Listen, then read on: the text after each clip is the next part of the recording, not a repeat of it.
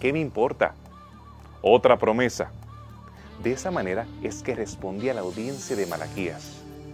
Tú tal vez pensarás que ellos eran demasiado rudos con el profeta, pero si supieras en detalle por qué razón ellos están como están, no los juzgarías. Si quieres estudiar más profundamente acerca de la audiencia de Malaquías y acerca de lo que estaba pasando después del exilio, debes quedarte conmigo en Evidencias.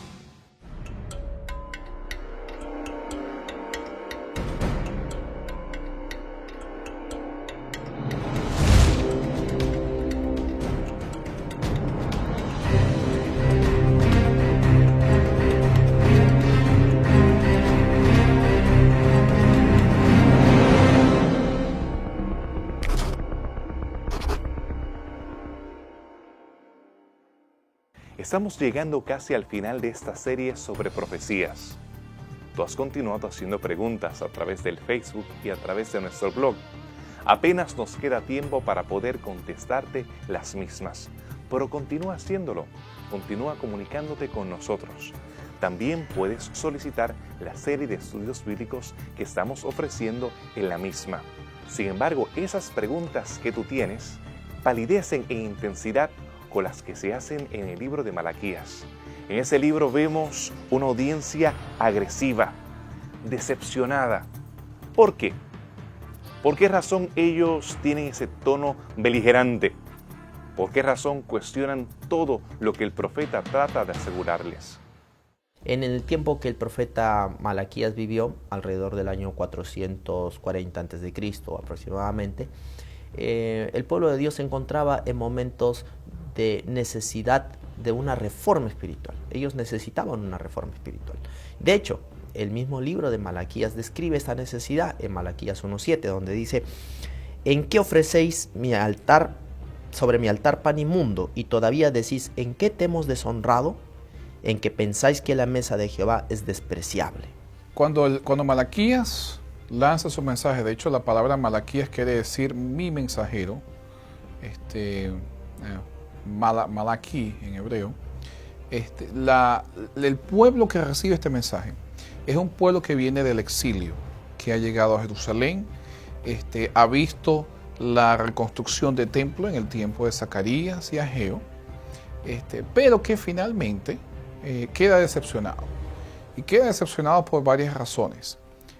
Una de ellas es precisamente la falla o la aspiración que tenían los judíos de que durante la época de Zorobabel, el segundo retorno, ante la segunda ola de retornos, tenían las esperanzas mesiánicas con Zorobabel. En otras palabras, que Zorobabel iba a lograr instituir nuevamente el reinado de Israel, pero esas esperanzas se ven frustradas. Y los judíos pues quedan decepcionados. Aparte de eso, la tierra en sí está sufriendo una especie de hambre, de sequía. Todo quedó destruido, los babilonios dejaron todo destruido. Así que hay una etapa de pobreza, una etapa de falta de producción, y los judíos se ven afectados económicamente. Encima de eso, Israel sigue siendo un estado sátrapa del imperio persa. Y en realidad un estado pequeño. El imperio persa era grandísimo. Y ni siquiera uno de los estados más importantes, ni siquiera una de las provincias más importantes, sino algo prácticamente pequeño e insignificante. Y encima de eso comienza a tener conflictos sociales dentro de su propia sociedad, así como los otros vecinos que lo estaban rodeando. Vemos especialmente en Malaquías que hay una dejadez, una despreocupación o una falta de preocupación sobre el asunto del cuidado del pobre, de la corrupción de nuevo en el sistema del culto y la necesidad de una actitud diferente. Tal vez no está presente la idolatría, pero hay otras formas de injusticia social que se habían condenado antes del exilio y que pareciera ser que están resurgiendo.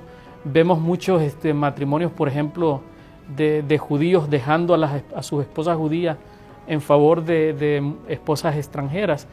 Y todos estos asuntos que amenazan nuevamente la identidad y que ciertamente representan una amenaza para lo que pudiera ser otro futuro exilio, y algo que definitivamente ninguno de los siervos de Dios, especialmente los profetas, desearía que Israel volviera a experimentar.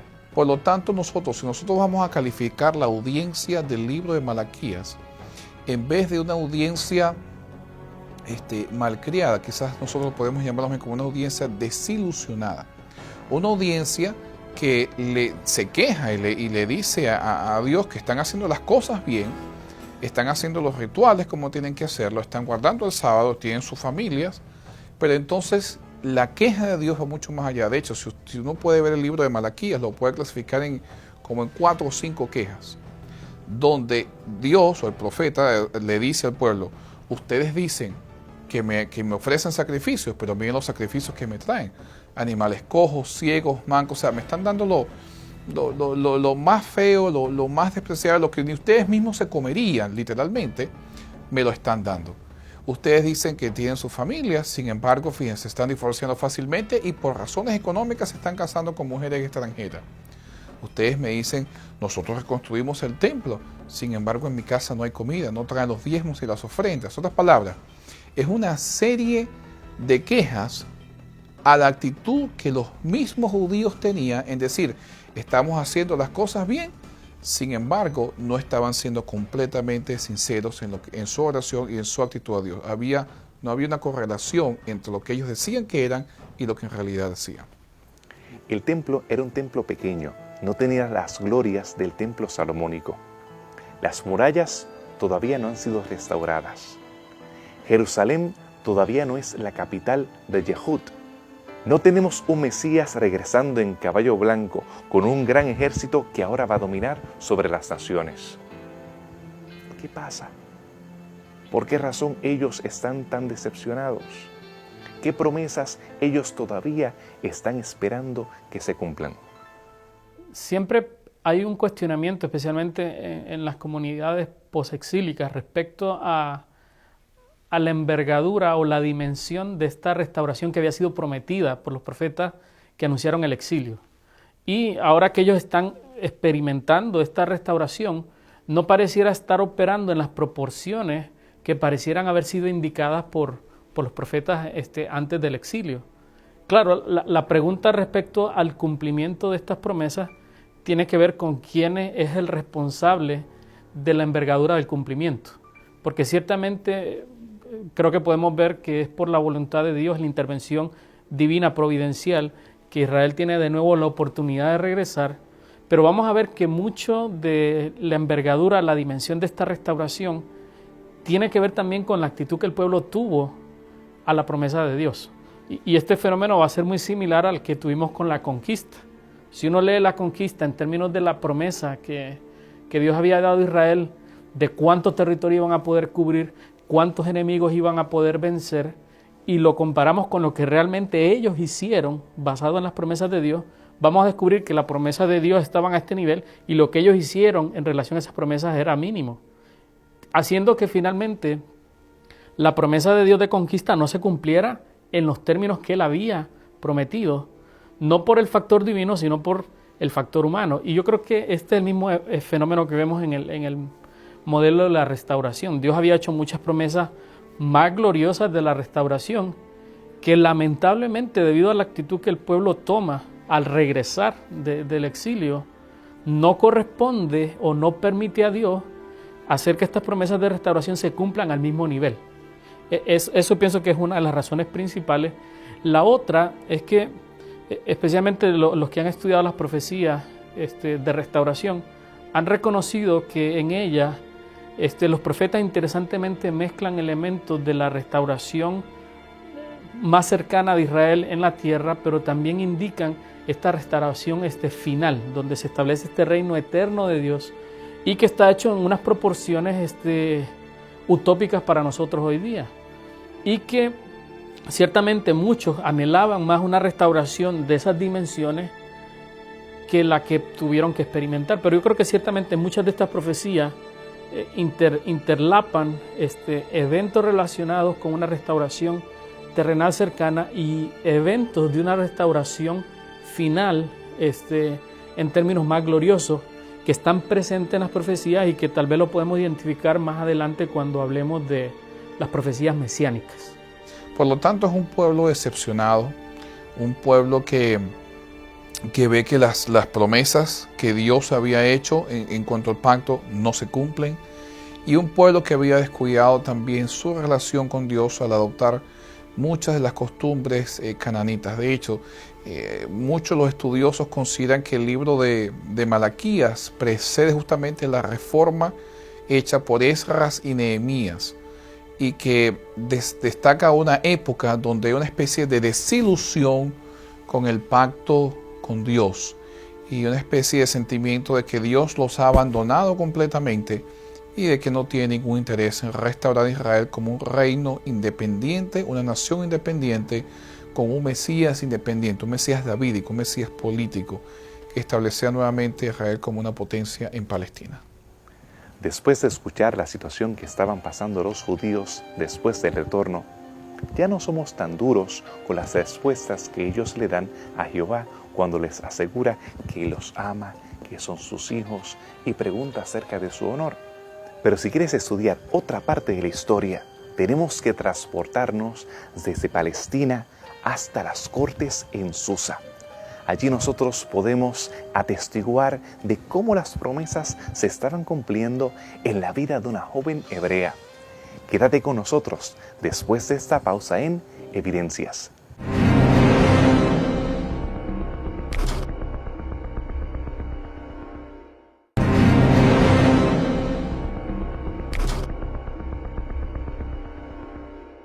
Yo sabía que no nos ibas a dejar. Estás intrigado con la historia de esa joven, la joven Esther. Pero realmente ese no era el nombre de ella. Su nombre era Hadasa. Ella vivía en Susa mientras Malaquías vivía en Palestina. El rey era el rey Jerjes. En la Biblia es conocido como Asuero por su transliteración del persa. Este rey había tenido varios enfrentamientos con Occidente. Nosotros podemos recordar la historia que ha sido llevada de forma inmortal de los 300 espartanos que se enfrentaron a los inmortales persas. Esa batalla donde Leonidas dirigió a sus hombres para parar el avance de los ejércitos persas que habían cruzado de forma interesantísima. A través del mar habían puesto todo un puente, toda una serie de naves que se convirtieron en un puente para pasar sus ejércitos, elefantes, su infantería y todas las personas que la acompañaban cuando ellos hacían esas grandes invasiones.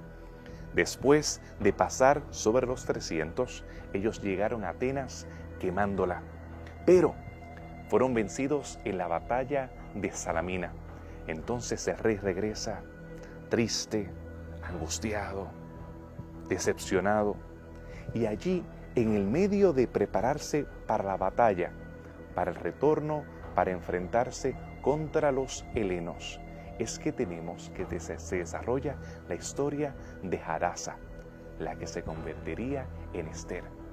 Ese rey Jerjes es el rey que está en el trono mientras Malaquías se encontraba en Yehud. Así que vemos dos aspectos de la historia: Esther en el trono y tenemos a Malaquías en la pobre provincia de Yehud. ¿Qué podemos aprender acerca de Susa y qué podemos aprender acerca del reino persa durante esa época? Dentro del tiempo entre el profeta Ageo y Zacarías y las reformas de Nehemías, estas palabras, durante la época del imperio medo-persa. De hecho, ya en esta época más el imperio persa en sí, porque los medos rompen su alianza con los persas y los persas logran dominarlos completamente.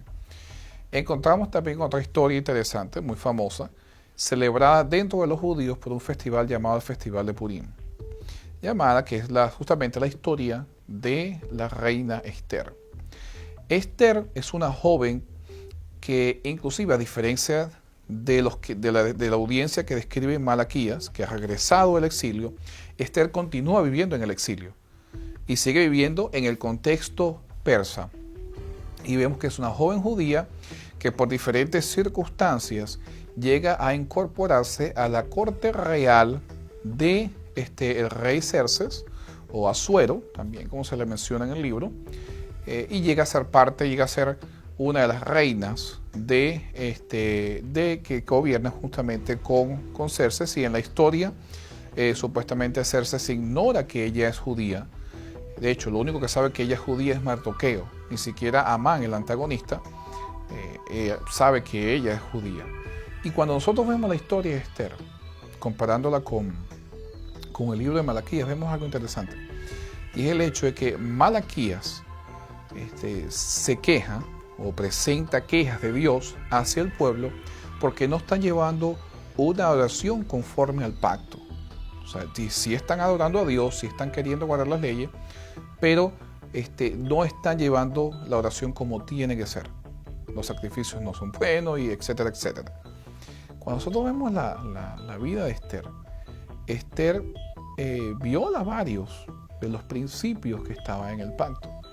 Por lo menos, Esther se casa con un extranjero. Es una de las quejas del libro de Malaquías. Esther, al ser parte del harén de Asuero, de Xerxes, obviamente tenía que adoptar muchas de las costumbres persas para poder inclusive que nadie se diese cuenta de que ella era judía. Por lo tanto, Esther está viviendo como una mujer persa, no como una mujer judía. Sin embargo, en la historia se refleja el hecho de que Mardoqueo dice que quizás por eso llegó a ese momento. Y el libro de Esther es, algunos académicos, sobre todo los judíos, lo veían tan secular que muchos no estuvieron de acuerdo en que se hubiese incluido en el canon, porque ni siquiera menciona el nombre de Dios. No se menciona en todo el libro. Y es más que todo una historia nacionalista, de liberación nacional. Sin embargo, vemos algunas inferencias, como en el ayuno que se proclama, y en otras ideas donde el concepto de Dios, a pesar de que no es directo, es implícito. Sobre todo por la tradición judía que tenía Esther, la cual había dejado a un lado para pretender ser persa, pero que eventualmente tiene que sacar a la luz para poder salvar al pueblo judío. Y eso hoy en día se celebra en el Festival de Purim.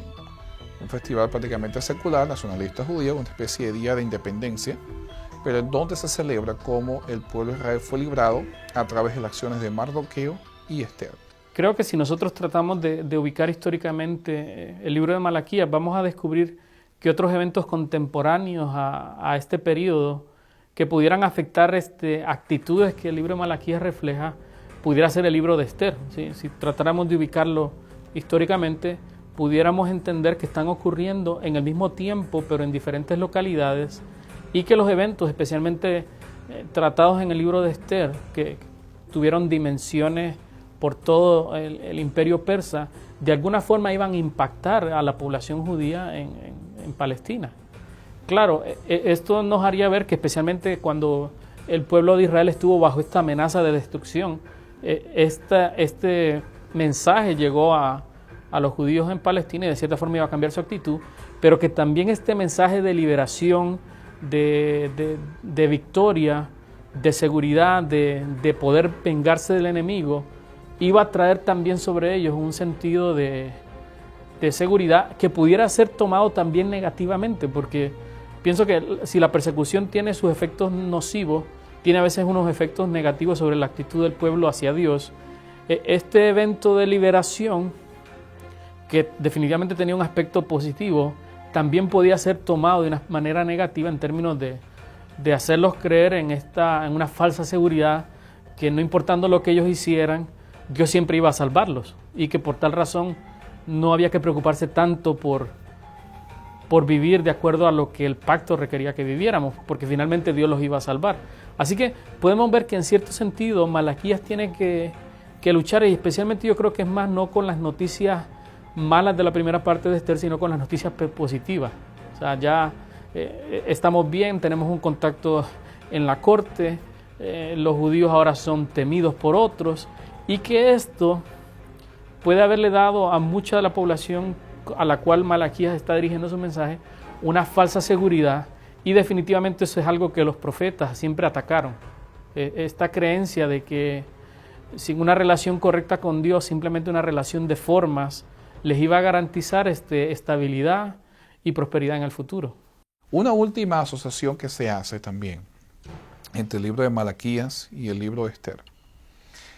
No tanto el libro de Malaquías y el libro de Esther, sino se hace asociación entre la descendencia de Amán, el enemigo, el antagonista, y una nación llamada los amalecitas. Así que Amán es mencionado en el libro de Esther como un agageo. En otras palabras, un descendiente de Agag.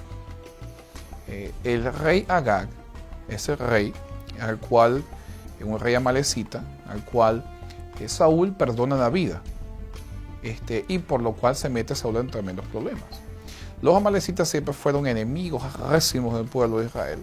Eventualmente son conquistados por los sirios y algunos quieren hacer la asociación el hecho de que Amán descendió de Agag. Mientras que existe la posibilidad de que eso sea así, no hace falta recordar de que Agag mismo era un amalecita. No había un pueblo llamado los agageos en el norte de Israel. Por el contrario, era parte de un pueblo llamado los amalecitas o los amalequitas, depende cómo se quiera pronunciar la C, como una K o como una C.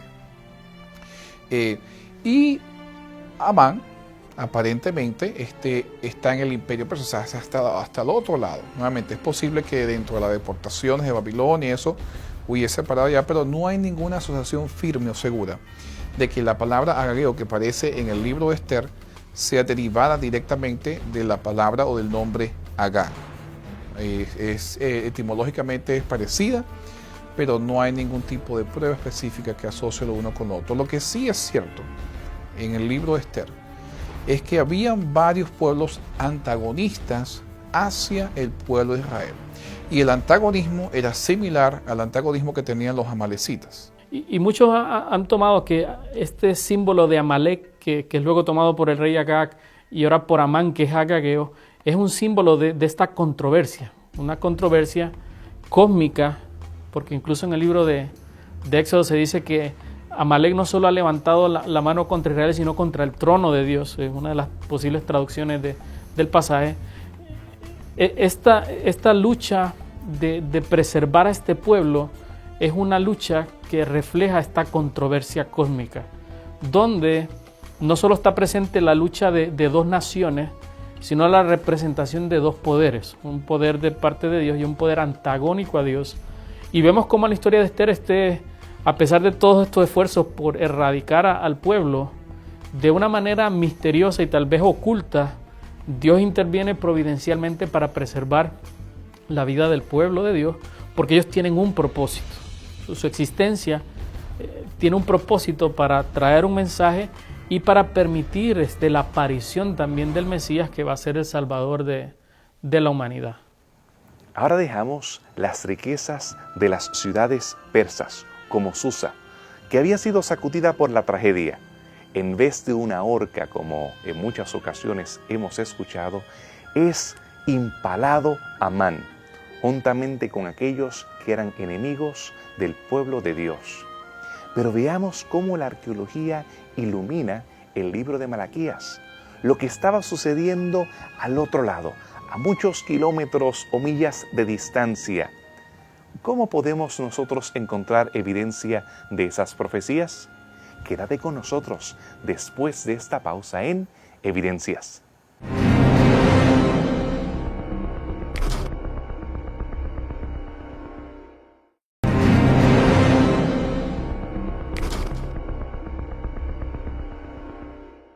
Regresamos a tu programa de Evidencias. Durante la primera mitad hemos tenido la oportunidad de leer el libro de Esther juntamente con el libro de Malaquías. Es interesante que en el libro de Esther no aparece el nombre de Dios. Se puede ver la presencia del Eterno a través de las diferentes escenas del libro, pero no aparece de forma abierta.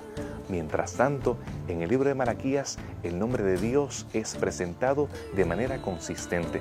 Pudimos entender los conflictos internacionales, lo que estaba sucediendo en Persia, cómo esos ejércitos estuvieron acercándose cada vez más hacia el oeste, invadiendo Atenas misma y teniendo historias inmortales como la de los 300. Pero ahora vamos a regresar. Después de este plano internacional, vamos a enfocarnos en Jerusalén. Vamos a tratar de entender y ver cómo la arqueología ilumina las páginas del libro de Malaquías.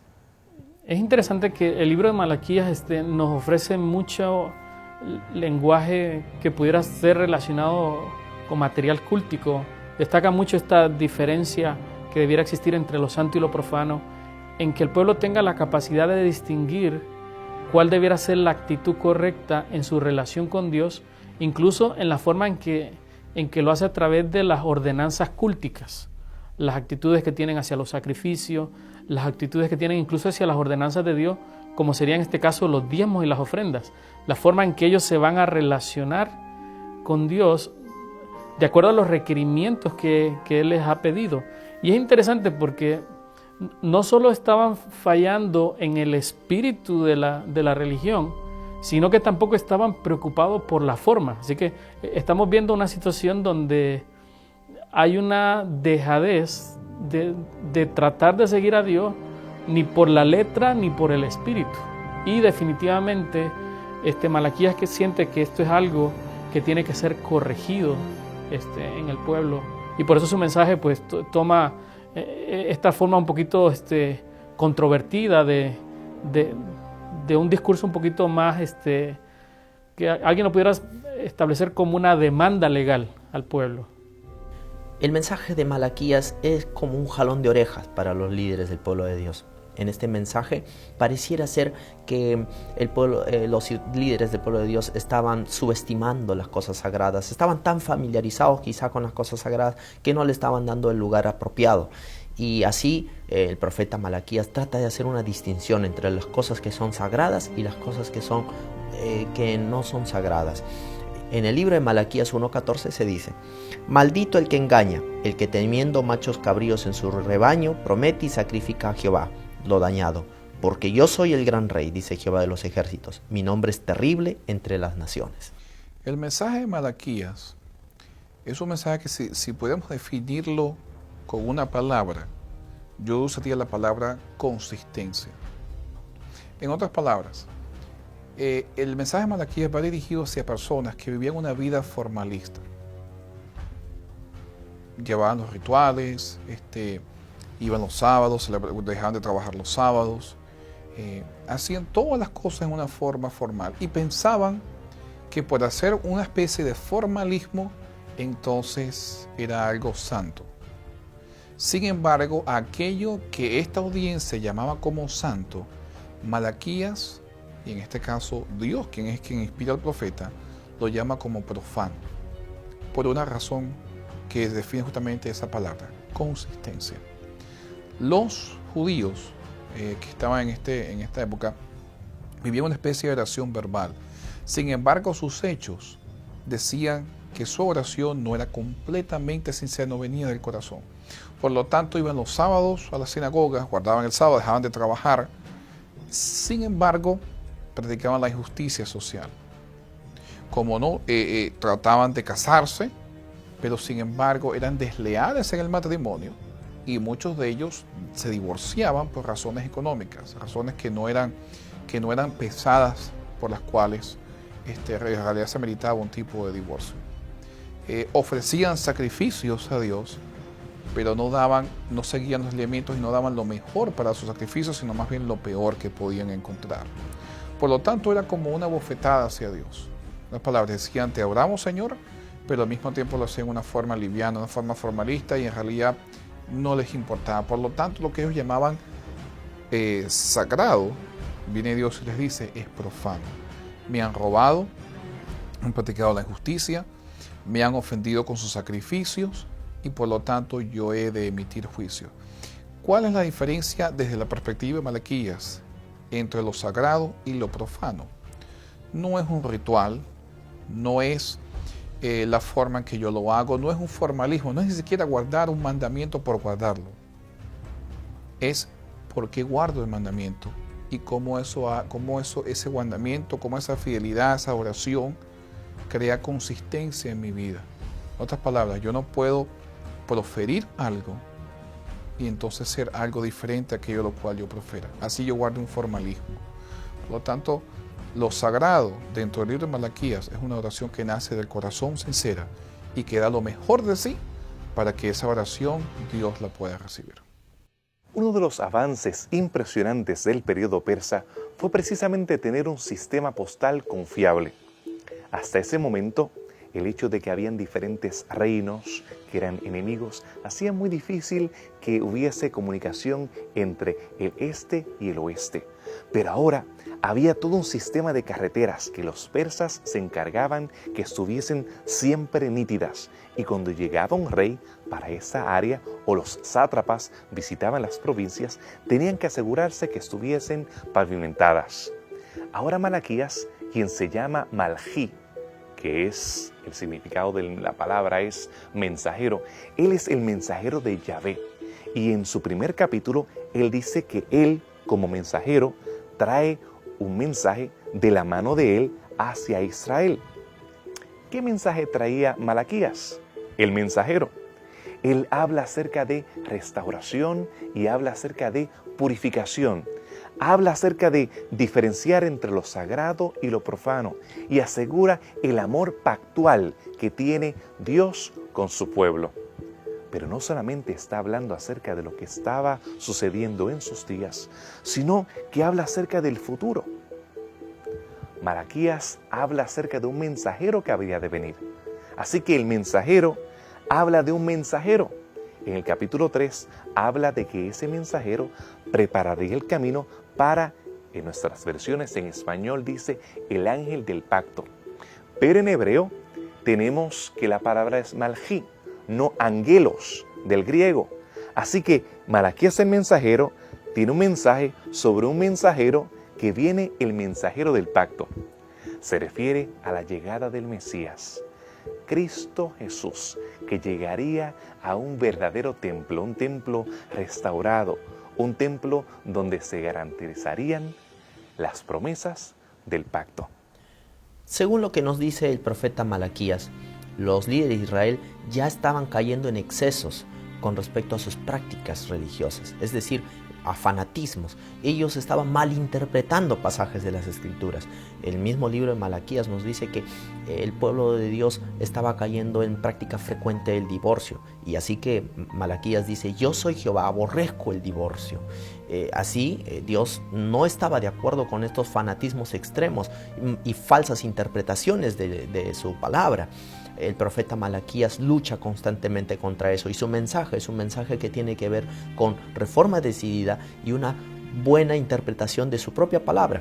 Nos dice el libro de Malaquías capítulo 2, 16. Porque dice Jehová Dios de Israel, el que aborrece el repudio y el que mancha de maldad su vestido, dice Jehová de los ejércitos. Guardaos pues en vuestro espíritu y no seáis desleales. Estos dos puntos que es mencionado en este versículo, uno que tiene que ver con el repudio, Dios estaba requiriendo una verdadera práctica espiritual de sus principios, no quería una falsa espiritualidad, algo aparente. Ahora también estaba diciendo que Dios quería quitar toda mancha de su pueblo, quería quitar una mancha en su carácter, en su forma de ser.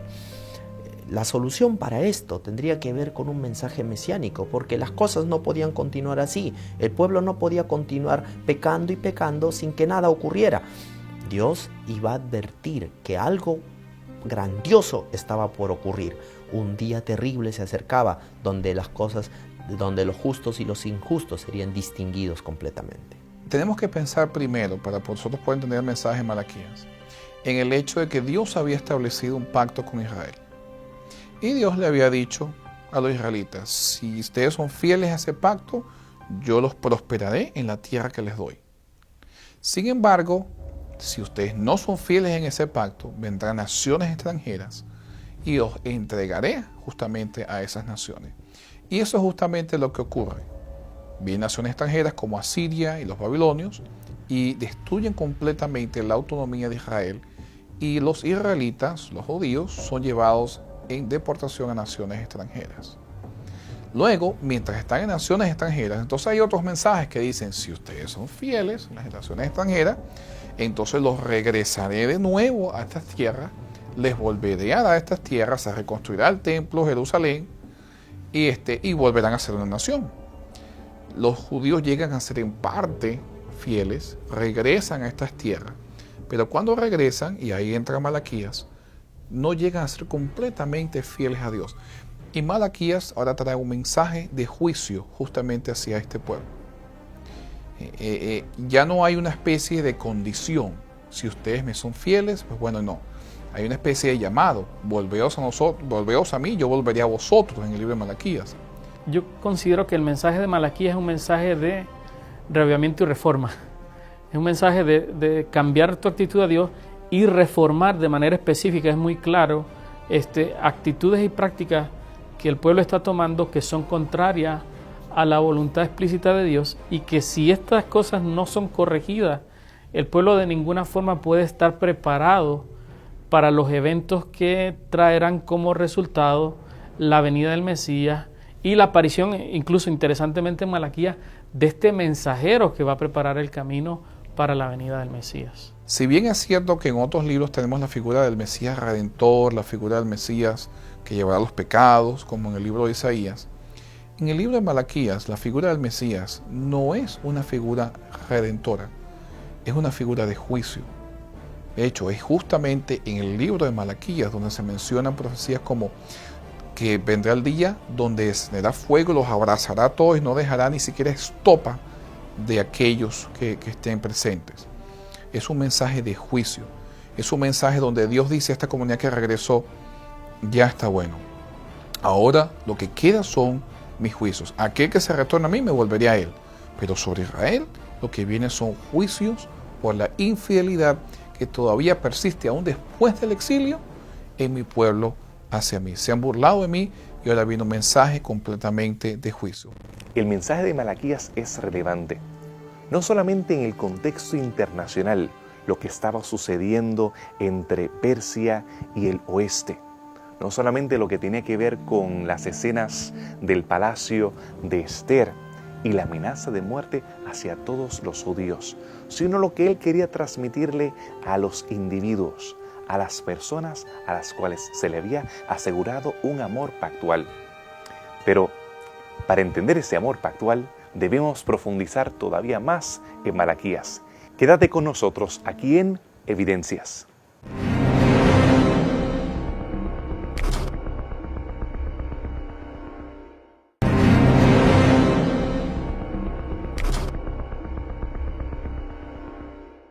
Hemos llegado a la parte final de este programa y me encantaría continuar hablando acerca de Malaquías. Por años he estudiado este profeta que para mí ha sido fascinante. Su audiencia es irreverente, como en algunas ocasiones yo lo he sido. Dios les asegura: yo les amo. Ellos responden: ¿en qué nos has amado? Dios les recuerda que Él es su Padre. Y ellos responden que Él no ha demostrado amor paternal. Él le pregunta por qué no le honran, y ellos le contestan: ¿en qué nosotros te hemos deshonrado? Así, a través del libro vemos esa interacción sarcástica, irreverente entre la audiencia y la deidad. Ellos concluyen diciendo que no hay un Dios de justicia, que todas las experiencias que ellos han tenido que vivir demuestran que Dios no es justo. Pero es que el amor pactual es diferente a ese te amo que se hacen los tortolitos que quieren enamorarse el uno al otro. El amor pactual se identifica con el pacto, con el compromiso que hace Dios con sus criaturas. Y Dios así lo había hecho, así lo había demostrado en la experiencia que habían tenido los edomitas, a los cuales Dios también les había prometido protegerlos si ellos eran fieles al Eterno. Vemos que las consecuencias que ellos sufrieron demostraban que cuando Dios promete bendición o maldición, así se cumple. Malaquías presenta una lucha muy conocida en la historia del pueblo de Israel, que era la lucha entre Esaú y Jacob. Ya desde el libro de Génesis se presenta que siempre había una lucha constante entre estos dos personajes. Ahora esta historia es traída nuevamente en el capítulo 1 de Malaquías, donde Malaquías hace referencia a que Dios había elegido a su pueblo. A Jacob lo había amado y a Esaú lo había aborrecido. Así que aquí hay una contraparte entre amor y odio, pero no se trata de odio en realidad. La palabra amar aquí tiene que ver con la palabra hebrea ahab, que significa elegir. Dios había elegido a su pueblo para cumplir con una misión especial. En cambio, a Esaú lo había aborrecido, no en el sentido de odiar, sino en el sentido de que no lo había elegido para esa misión. Interesantemente, el tema del amor y el matrimonio incluso va a ser un tema muy interesante en el libro de Malaquías. Creo que es de los pocos lugares donde encontramos una declaración directa y explícita de Dios sobre su actitud hacia el divorcio, por ejemplo. Algo que pareciera haber sido una práctica que de alguna manera subió en su uso en este periodo y que amenazaba incluso la identidad del pueblo de Israel, y cómo Dios utiliza este lenguaje del amor y del matrimonio para tratar de ilustrar, que es una imagen que van a utilizar los profetas, esta relación que Él quiere tener con Dios y el compromiso que tiene el pueblo de ser fiel a Dios, como Dios espera que también sean fieles a su pareja. Así que es un mensaje interesante que nos recuerda al final que esta relación de pacto que Dios tiene con Israel y que Israel tiene con Dios, la mejor forma de ilustrar lo que es un pacto sería un matrimonio. Es una relación de amor en la cual ambos cónyuges se deben respeto, fidelidad y compromiso a esta relación. Ahora Malaquías evoca un mensajero por excelencia. Dentro de las escrituras hebreas, Elías emerge como el profeta entre los profetas, el que estuvo dispuesto a desafiar al poderoso rey Acab, que hizo temblar hasta los asirios, que no le importó lo que dijese Jezabel hasta después de la experiencia del Carmelo, aquel que pudo asesinar a más de 800 profetas de Baal y que no temió ante las amenazas de muchos. Elías es la figura del mensajero y más adelante sería la figura de Juan el Bautista, el profeta entre los profetas, según el mismo Jesús, y también representa el mensaje de Elías que sería presentado al fin del tiempo.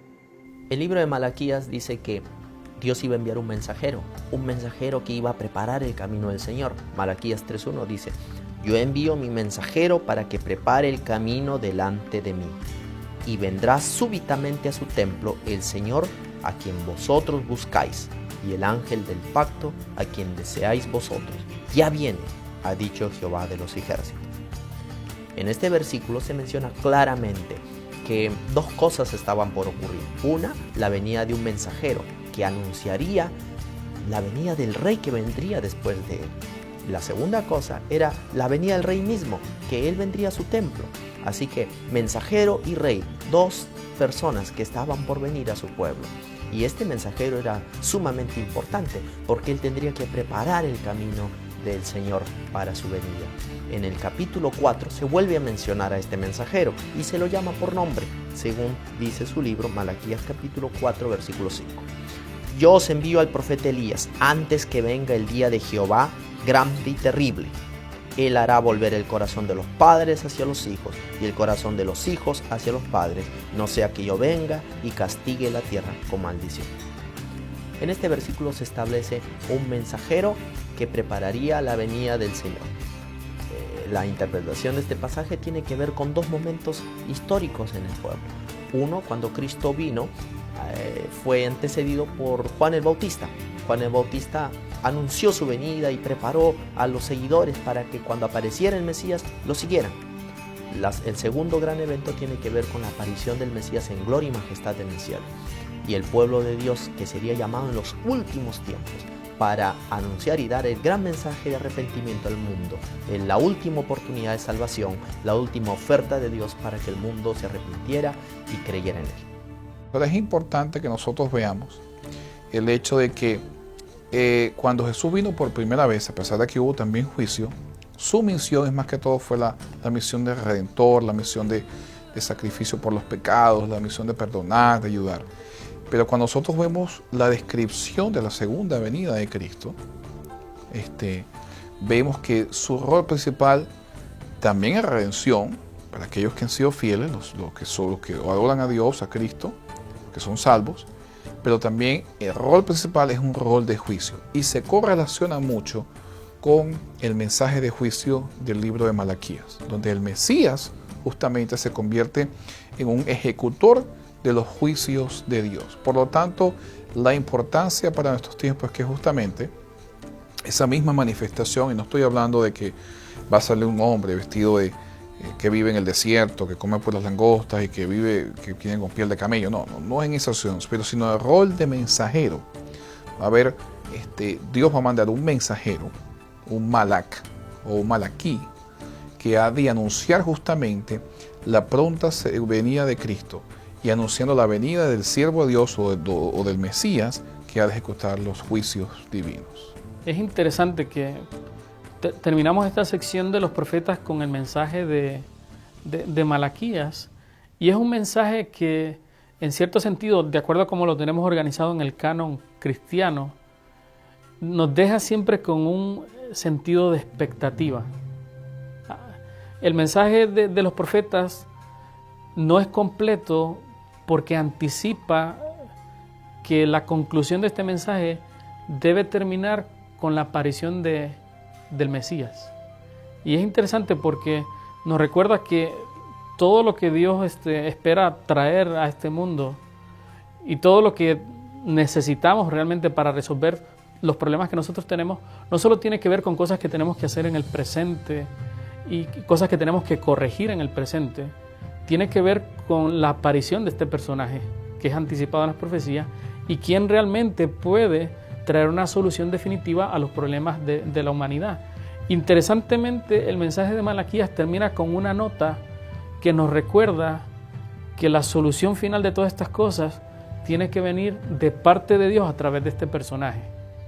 Y que definitivamente el pueblo de Dios tiene un mensaje como mensajero para preparar al pueblo para esta experiencia, para esta venida, y que nos recuerda entonces que al escuchar el mensaje de los profetas debiéramos recordar que su mensaje final es apuntarnos a Cristo. Interesantemente Jesús lo dijo camino de Emaús, cuando hablando con estos dos discípulos les recordó que eso era lo que la ley y los profetas anunciaban, daban testimonio de él como la esperanza de restauración de Israel y de la humanidad. Hoy día nosotros tenemos una gran responsabilidad frente a este mensaje que nos es presentado. El día del Señor ya vino en los tiempos de Juan el Bautista, cuando Cristo vino en su primera venida. Debemos recordar que nadie o muy pocos estaban preparados para su venida. Solo unos cuantos pastores, algunos reyes del oriente que vinieron y pocas personas. Hoy en día las cosas son bastante similares. No hay muchas personas que estén esperando la venida de nuestro Señor en gloria y majestad. El mundo está dormido, está quieto, no está esperando la aparición del Rey, del Mesías en gloria y majestad. Tú tienes la responsabilidad de atender, escuchar la voz de Dios que te llama y te dice: yo estoy pronto a venir, voy a venir por ti a llevarte a mi mansión celestial. El mensaje de Malaquías de amor actual debió haber calado profundamente en la mente de su audiencia, porque reconocemos que después de Malaquías terminar su ministerio, fueron muchos los que mantuvieron viva la palabra del Señor. Si nosotros tenemos las Escrituras hasta nuestros días, es precisamente porque tuvo éxito el profeta. Él garantizó que la Torá de Moisés, que él menciona al final de su libro, fuese preservada por los hijos de Israel. Más adelante, cuando Esdras y Nehemías coleccionan aquellos escritos sagrados que habían sido reverenciados por los hebreos a través de las edades, nosotros vemos que el mensaje de ese hilo de amor, que lo vimos en escenas dramáticas como el exilio, en escenas emocionantes como la historia de Esther, que ahora se está preparando el camino para la llegada del Mesías. Jesús sería el cumplimiento de las profecías del Antiguo Testamento. Jesús, Dios hecho carne, es el que garantiza el amor que le había asegurado las palabras del profeta. Y si quieres tener detalles sobre las profecías, sobre la llegada de Jesús, no te debes perder el último de los programas de esta serie sobre profecías, aquí en Evidencias.